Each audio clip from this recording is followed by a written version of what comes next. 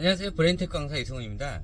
이번 강의는 이 논문에 대해서 한번 말씀을 해보고자 해요. 제가 상담을 주로 하면서 저희 채널은 그런 건 없어요. 어차피 제 강의 자체가 저만의 생각을 가진 또 과학적인 근거 자료를 이용해서 이런 강의들을 하는 거기 때문에 뭐 관련 논문을 달라 이런 건 없죠. 그런데 다른 사이트나 아니면은 다른 유튜브 채널에 가끔 제가 댓글을 달아요. 근데 요즘은 잘 안 하기는 해요. 왜 그러냐면은 처음에는 제가 과학적인 상식을 이용해서 쭉 내용을 나열을 해요. 그러면은 한 4번, 5번째까지는 사람들이 궁금하니까 댓글에서 뭐 이럴 때는 어떠냐, 저럴 때는 어떠냐 이렇게 질문이 잘 와요.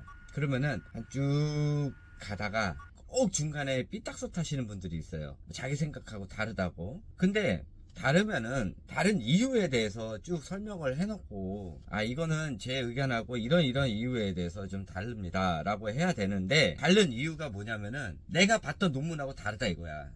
그러니까는 네 생각이 틀렸다 이거지. 이런 식으로 댓글을 달던지, 그것도 다행인 것이에요. 아니면은 그냥 막 욕을 쓰는 이런 사람들도 있어요. 뭐 미친놈이라고 막 이런 식으로. 근데 내용은 없어요. 그거 딱 한 줄이에요. 요즘 유행하는 거 한 줄 요약. 이런 식으로 댓글을 쓰면은 기분이 확 나쁘긴 해요. 저도 사람이다 보니까. 저는 얘기를 하지만은 육아 전공도 아니고 또 유아 전공도 아니고 저는 그냥 뇌과학자예요. 근데 정식적인 대학은 나오진 않았지만은 저 나름대로 연구를 한 15년간 한 사람이고, 그거를 아이들 상대로 제가 추가 연구를 한 것이고, 그것과 학습과의 연관 관계에 의한 뇌 활동, 이거에 대해서 제가 개인적으로 연구를 한 거예요. 그래서 현재 이거에 대해서 하시는 분들도 있는데, 그거에 대해서 이렇게 유튜브 활동을 하시는 분들은 현재 없는 상태예요. 뭐 얼마나 많으신 분들이 이렇게 연구를 하는지 모르겠지만은 유튜브 활동은 일단 저밖에 없는 걸로 알고 있어요. 그 중에서 이 논문을 얘기하시는 분들이 많아요. 근데 이분들은 논문의 이 내용보다는 논문의 결과값을 중요시해요. 근데 그게 의미 없는 이런 활동이라는 거예요. 그렇게 논문을 찾아보고 또 그거에 대해서 우리 아이가 이런 교육을 하는데 적당한가 아닌가 이런 거에 대해서 맞나 틀리나 이런 거 생각을 하죠. 근데 결과값만 보는 거는 의미가 없어요. 왜냐? 논문 자체가 어떻게 해서 만들어지냐를 확인하면 돼요. 논문이라는 거는 이미 글을 쓰기 전에 결과값이 확정된 상태에서 논문을 쓰는 거예요. 그거를 이해시키기 위한 것이죠. 그러니까는 중간 내용을 보지를 않고 마지막 결과만을 본다는 거는 의미가 없는 거예요. 그러면 그 사람의 그냥 생각대로 간다는 것 뿐이에요.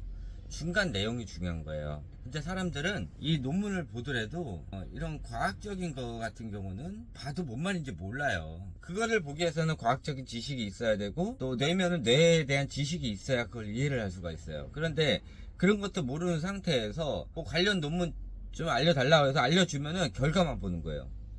중간에 어떤 과정에 의해서 이것이 결과물이 도출됐는지 보지를 않아요. 자, 예를 들어서 우리나라 사람들은 미국의 논문 자료라고 그러면 거의 99% 신뢰를 해요. 그거 자체도 웃긴 거예요. 자, 예를 하나 들게요. 영아식이 책 육아를 하는 거가 좋다 나쁘다 이런 공방이 많아요. 그러면은 어떤 사람은 좋다고 논문을 내고 어떤 사람은 나쁘다고 논문을 내요. 이 결론이 중요한 게 아니라요, 이 결론을 도출하기 위해서 어떤 과정을 겪었나가 중요한 거예요. 자, 미국을 예를 들게요. 원래 미국하고 우리나라는 교육 환경이 다르고, 또 책을 읽고 난 다음에 책 육아를 한 다음에 그 다음 과정도 달라요. 그래서 미국에서 하는 이런 것들이 우리나라에 무조건 맞는다는 보장도 없어요. 그렇지만은 어쨌든 간에 예를 들게요. 어떤 사람은 책 육아가 좋다라고 했고 어떤 사람은 책 육아가 나쁘다고 했어요. 근데 이 조건이 중요한 거예요. 이 조건에서 책 육아가 좋다고 하는 그 조건에 있는 사람들이 어떤 걸 했냐면은 좀 낙후된 지역이에요. 낙후된 지역에 실험 대상으로 삼아가지고 이런 경계선 지능이 많은 이런 지역에서 어렸을 때 그나마 책 육아를 했더니 아이들이 좋아졌다 라는 연구 결과가 있어요. 하나는 이 교육이 굉장히 많이 돼 있는 곳에, 사교육이 많이 들어가 있는 곳에 책 육아까지 집어넣었더니 아이들이 더 이상해지더라 라는 이런 연구 결과가 있어요.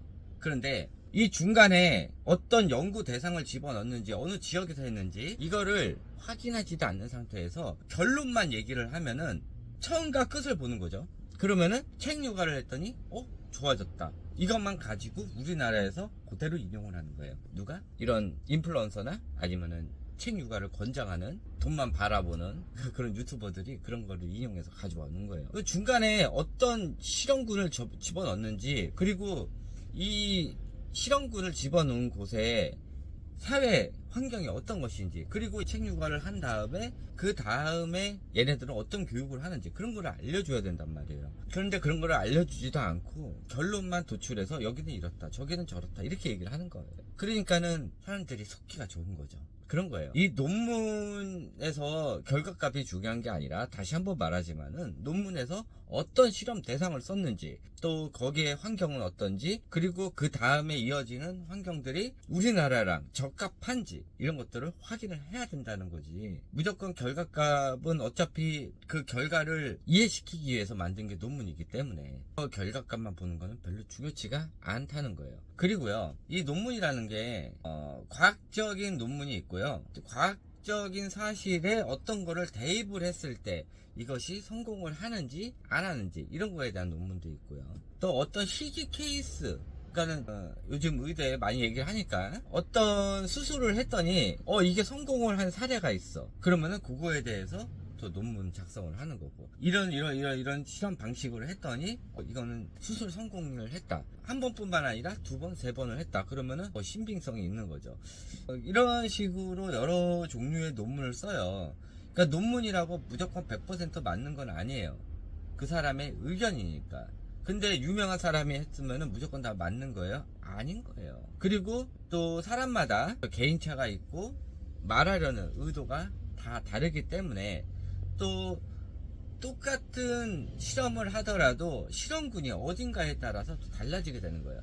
우리나라도 마찬가지, 대치동에 있는 아이들 대상으로 한 거랑 저기 지방에 있는 아이들 대상으로 한 거랑 당연히 똑같은 실험을 하더라도 결과값이 다르게 나오는 거죠. 그런 거예요. 대치동이나 서초구 같은 경우는 수많은 조기 교육이 이미 활발하게 돼 있는 상태에서 뭐 하나를 더 추가를 하게 되면은 당연히 결과값이 나쁘게 나오는 거예요. 그런데 그런 교육조차도 안 하는 그런 곳에서는 그나마 그것을 하면은 결과값이 좋게 나올 수도 있다는 거죠. 그래서 똑같은 논문을 가지고도 이것을 어디서 실행하냐에 따라서 결과값이 다르게 나오는 거예요. 제가 아빠들하고는 별로 상담을 안 해요. 아빠들 독립적으로 매일 요구하는 게 논문 달라고 그래요. 논문, 관련 논문 주세요, 관련 논문 주세요. 당신이 말하는 게 맞나요? 논문 주세요. 아니, 육아를 전담으로 하는 것도 아니고 주로 엄마들이 하는데 매일 그냥 사실적인 논문만 달라고 이렇게 보통 얘기를 해서 몇 번 그 아빠들의 이런 육아방 들어갔다가 그냥 제가 빠져나왔어요. 그러니까 제가 얘기하는, 저도 저 나름대로 연구가인데 제가 얘기하는 거는 네가 얘기하는 거는 너가 학자가 아니니까는 의미 없다 이거야. 그러니까는 누군가 얘기하는 그 논문 자료를 달라 이거야. 그러면은 믿어주겠다. 그러니까 다른 사람이 얘기한 그 자료를 주면은 믿어주겠다고 얘기를 하는 거예요. 아니, 그 사람도 그 사람 의견을 쓴 건데 그 사람 의견이 맞으면은 네 말을 허용을 하겠다 이거지. 그런 식으로 논문을 많이 얘기를 해요. 근데 다시 한번 말하지만은 논문은 과학적으로 밝혀진 이런 사실 외에는 그거에 대입해서 하는 이런 거에 대한 결과값, 아이가 24개월 이전에 이것저것 뭐 그림자 놀이를 하든 또 책 육아를 하든 그 외에 다른 여러 가지를 했을 때 나오는 결과값들, 또 36개월부터 뭐 60개월까지 문자 학습을 했을 때 이 아이는 더 좋게 결과값이 나올 수도 있고 또 어떤 아이는 나쁘게 결과값이 나올 수가 있는데, 그거에 대해서 지지하는 사람들이 더 논문을 쓰는 거고, 이런 것들은 서로 의견이 다를 수가 있단 말이에요. 근데 어머님이 생각하기에 이쪽을 더 원한다 그러면 이쪽에 관련된 논문을 더 많이 보고, 이쪽에 관련된 걸 좋아하면 이쪽에 관련된 논문을 더 많이 본단 말이에요.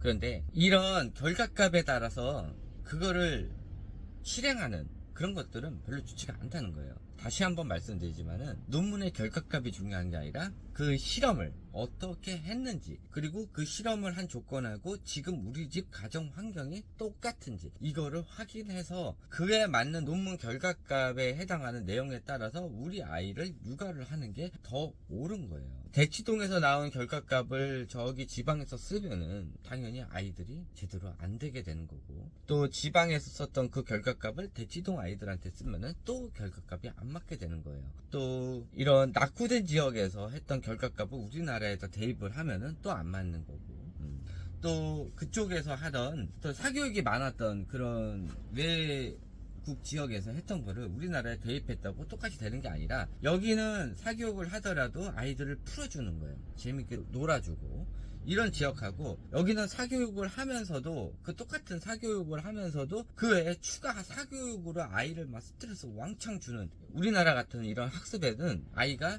더 스트레스를 받는 이런 논문 자료가 되는 거죠. 그렇게 되는 거예요.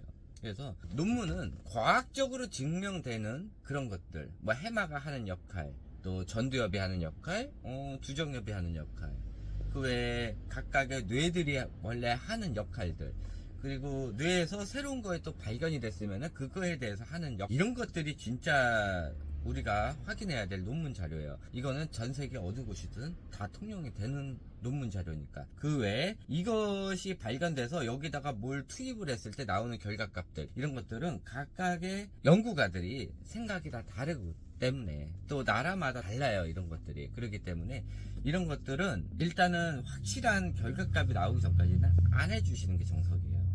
지금 영화식이 책 육아 같은 경우는 나온 지가 코로나 이후에 나온 거예요. 새로 나온 거예요. 책 장사들이 만든 말이에요.